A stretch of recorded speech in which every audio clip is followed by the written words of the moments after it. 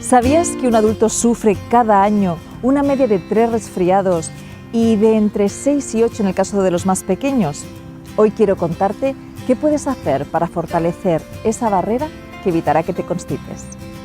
Vida saludable con Elsa Anca.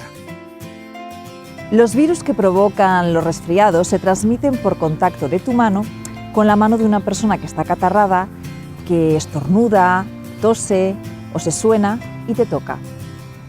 Pero también habitan en teléfonos, en manillas de las puertas o en lápices y libros que podemos compartir.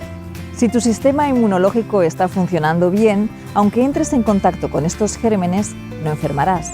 Pero si por el contrario, tus defensas están bajas, estos gérmenes entrarán en tu cuerpo y se harán fuertes.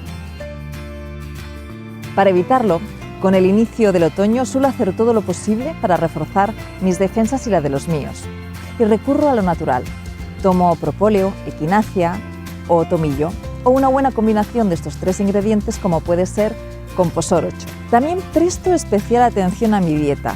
No me olvido de tomar mucha vitamina C que encontramos en los tomates, en las naranjas, en los kiwis, en los pimientos, y evito tomar grasas animales porque sobrecargan el hígado. Por cierto, ¿sabías que si estás resfriado tienes que evitar tomar lácteos y también hidratos de carbono refinados como el pan, las pastas o los dulces? Favorecen la formación de mucosidades y disminuyen la capacidad inmunitaria. Y una cosa más, el estado de ánimo influye en tus defensas. Afronta la vida con una actitud positiva.